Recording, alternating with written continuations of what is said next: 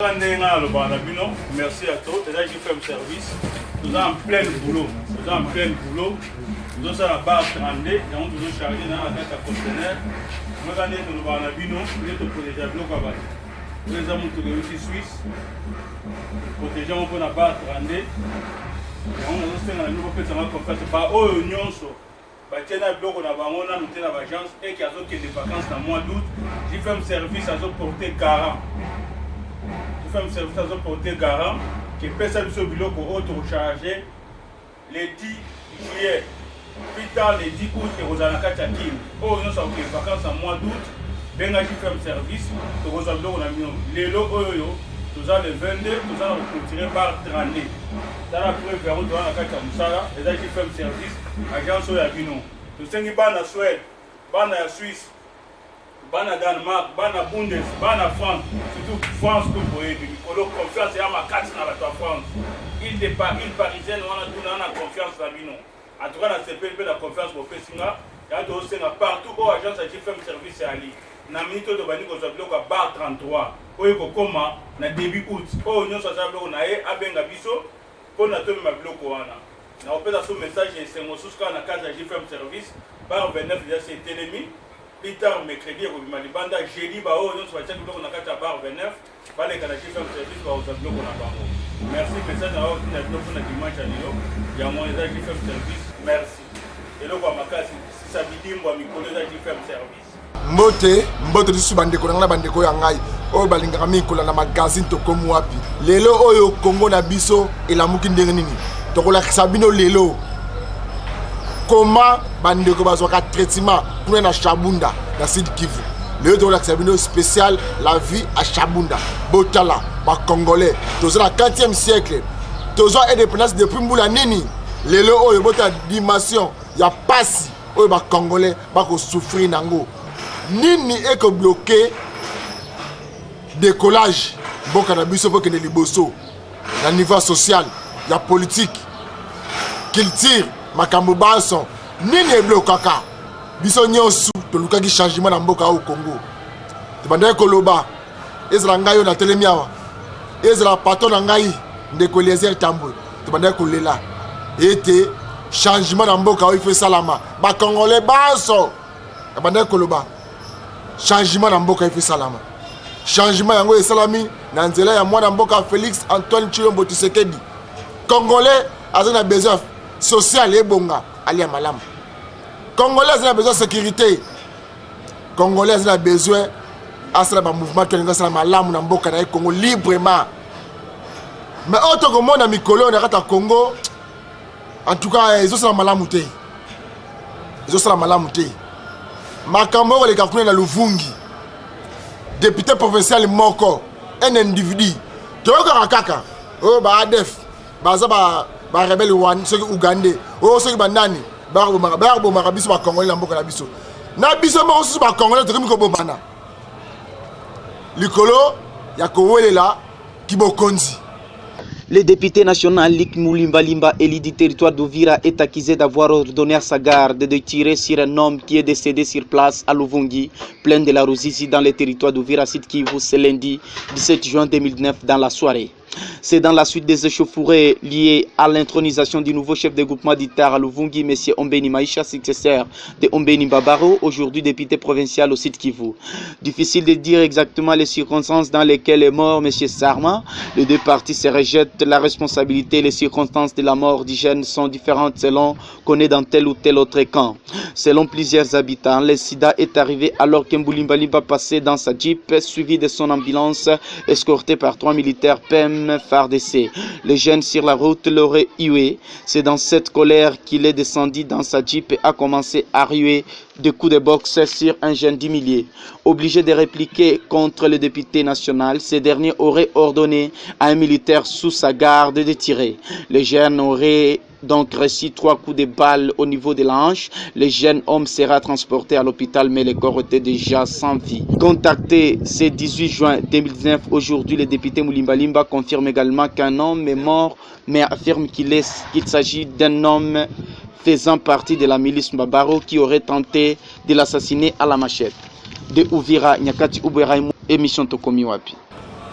kuna na Luvungi chef coutumier au comité député provincial yo olingi otamoya na yesu a remplacer yo bandeko baboy o lo respecter procédure te e comme masasi ya manduki bandeko bakokufa toko belela même football oyo na fona parenthèse bon moi le naza habillé Léopard RDC o eza bongo donc ya ndeko na biso John Connexion en direct de Turquie batamite mamawa bato nzoto za libanda na motema eza na kata Congo omoni ndenge ba kosala collection nena lati boy ndenge pe tozo zolo la lati ndenge pe Diema Kese la lati ndenge Penge Fofana lati ndenge Amos Lubaka lati ndenge Jérémy Yoka lati ndenge Kembo le pa lati ndenge pe Ani alati mais bandeko balandi to comme wapi ndenge pe honorable Tambo Eleza kolata oyo bomoni yo yango il faut mettre la rende ko leze maboko to sala musala oyo sans sponsor na biso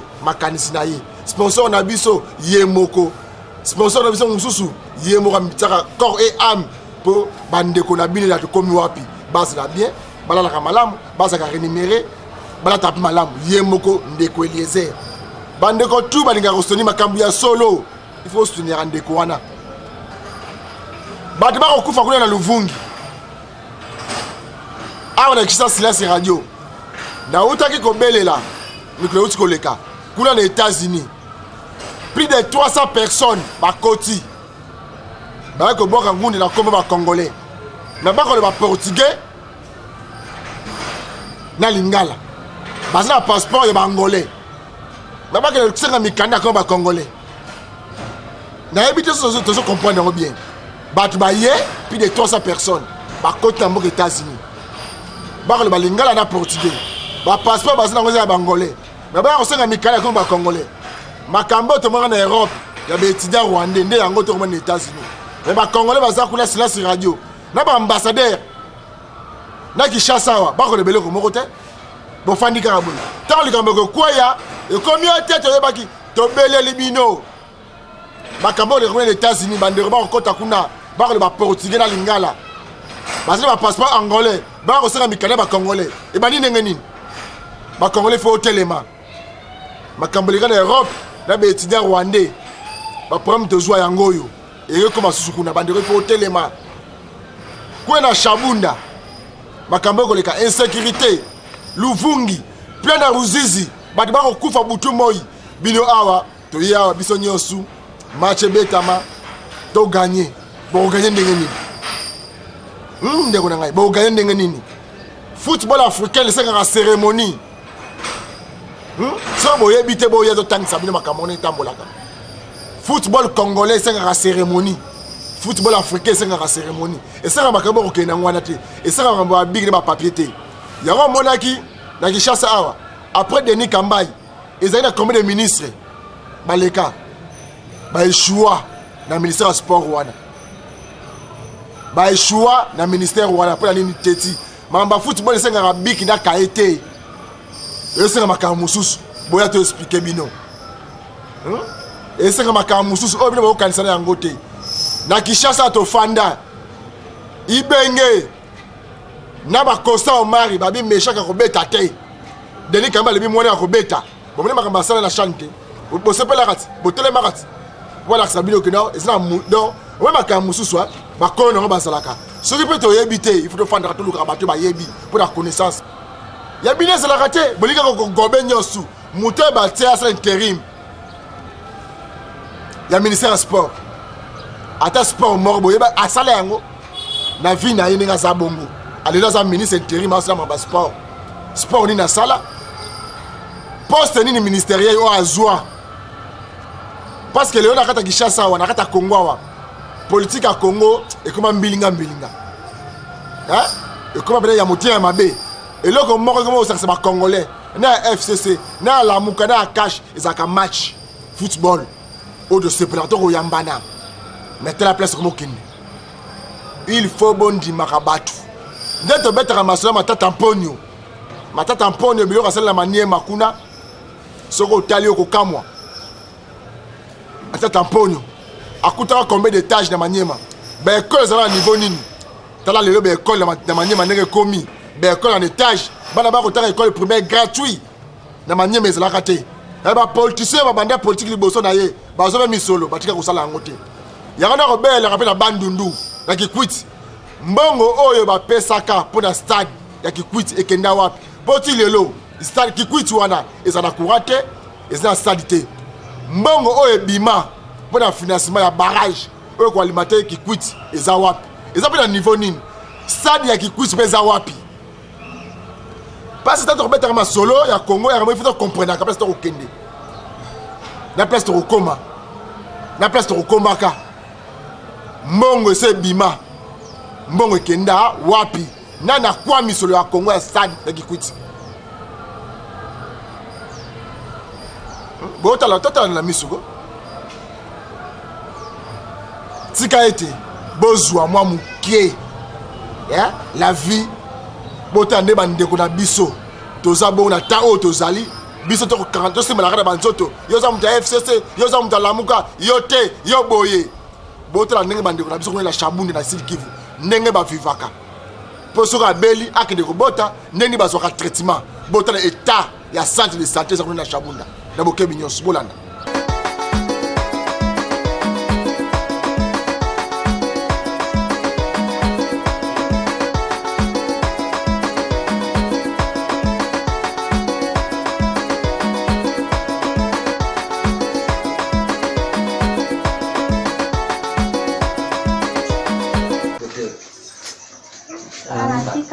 Jambo mzee. Bien. Kamate kwanza kaimazi kakasi.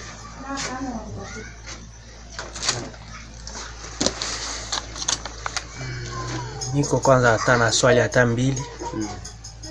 Ni aye kazi hapa muko natumika difficulté kani muko nayo. Kupata dawa batoto parce que mimi non d'abord condition ayiko réuni. Difficulté kani muko nayo ya kazi huko. Difficulté ya kazi yenye tuko nayo huko ni problème ya moyen financier. Watu kupata pesa masiki kwa nguvu kwa kazi ya kulima mashamba. Krizi na wapita sana. Na kuna ta kazi mwenye kuna wapatia gisi ya bakulu wapata pesa. Mena kwako nini unaweza lomba kwa bakubwa ba inchi? Kwa kulomba kwa bakubwa ya inchi ni kuangalia gisi ya makazi tu, kuangalia population iko inapata makazi kwa mingi, ba travailler baanze nabo kupokea. Ni ile tu kabisa inaweza tuma vitu yende sawa msaada ya vitu. Hapa par jour unaweza pokea combien de personnes? Ni benyo napokeaka ni magonjwa kanyeni abasumbuaka sana. Magonjwa yanasumbua sana hapa ni problème ya malaria. Malaria, grippe ile napiga sana. Zingine sawa vile madiare zikitokia periodiquement. C'est dit à quoi? Cause inaweza kuwa nini? Cause ya ile malaria ni juu ya assainissement. Assainissement vraiment hakuna. Majani na entouré sana mijini. Maboma ile viziwa inatuma ile malaria inapiga batu sana. Na kwa wenye batapata wakati ya kukusikia na bati ya kukusikia. Tuko precisement wapi? Sheferi gani, territoire gani? Hapa tuko Shabunda, territoire ya Shabunda, sheferi ya Bamuguba Bakisi. Neno ya mwisho parce que hii image haitabakia huko Shabunda. Itafika Kinshasa kwenye kuko bakubwa. Ni nini yenye unaweza lomba Kinshasa ya kubasaidia hapa mkazi yenu? Hapa tunaweza lomba kwanza juu ya maji, juu maji kwa la base ile magonjwa mingi. Tunaweza lomba mamisaada, kazi ikuwe, ba fonctionnaire batumike na banzi kuravitae bureau central hata na madawa ya kutosha. Sawa, merci. Okay.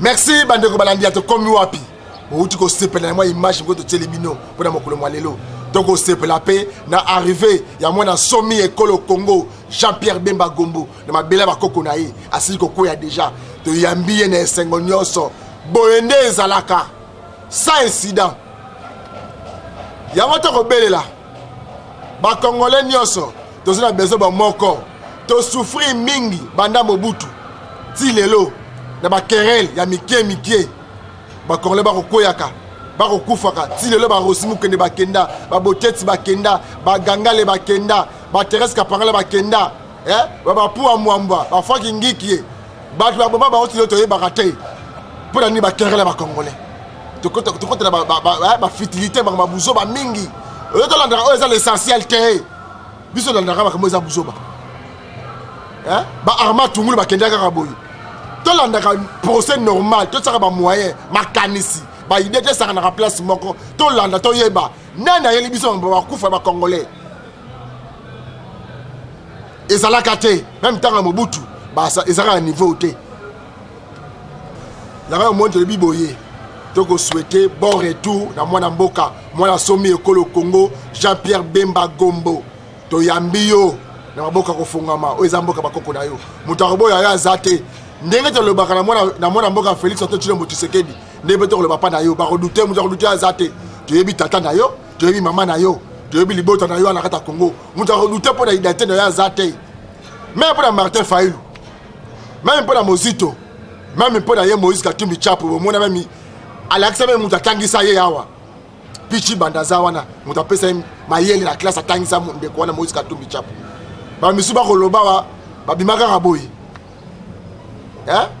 yango tozosenga bamoko tozosenga besoin bakile tanga susu te bomoni kuna na Luvungi bandeko bakokufa nandaka bomosa bandeko bakongolais kaka congolais mpo na nini alingi arenye na bakile bakongolais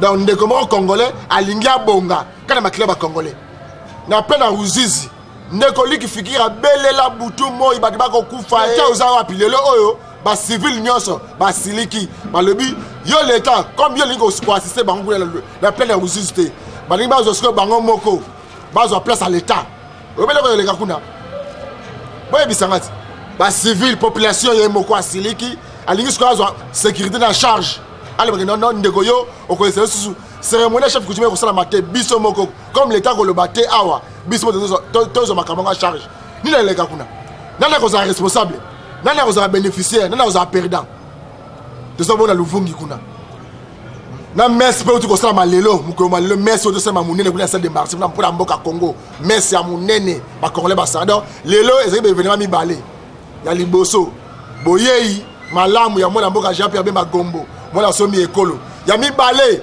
messe monene yokosalama na martyr mpo na mboka Congo oyo bake koyamba mwana mboka Jean-Pierre Bemba oyo bake kosambela kolo mpo na mboka na biso Congo makile tanga susu te tozala peto nzambe alimbisa biso bake kofukama mpo na mboka Congo tozala bezo bakere lisusu te tozala bezo bamoko bosimba na bandeko na ngai mutu moko te aya koloba na yo kino yo congolais boma moninga na yo congolais ndeko ifo boye eloko wana yo congolais banda kotonga na moninga na yo congolais te tika te kimi ya nzambe ezala bino tokute mokoma lobi. Merci susu vraiment ezaka ngande na yebsa bino JFM service mikolo susu to comme le système ya sisabidimbu donc tout ça musala ezomona en fait donc ba o union so JFM service au senga et qui ba kena en vacances na bango te OK baza na retard otinda biloko na bango po ekoma tiba mois août JFM service sengi na ba client nyonso eza en Allemagne eza na France eza na Suisse eza na Danemark eza na Autriche eza na Suède partout na Belgique partout au bagence ya JFM service ali benga JFM service mikolo eza système sisabidimbu donc comme na longueur mo ya avance ya boulot donc bopesa biso confiance quand na lobana bino bomona ke o nyonso okoma na vacances na o okoma na mois ya d'août a omona bilo ne ekoma donc aussi si bar 32 siko to bandi bar 33 yango JFM esengi ke ba ndeko nyonso o baza biloko na bango babenga biso quand to mesana et puis to rendre bino service les aki JFM service naza en plein musala yango ngala tina moi message ya moke oyo pona ba client na biso ba yeba ke non to bandi ja bar 33. Merci Zaki ndeko na bino JFM service.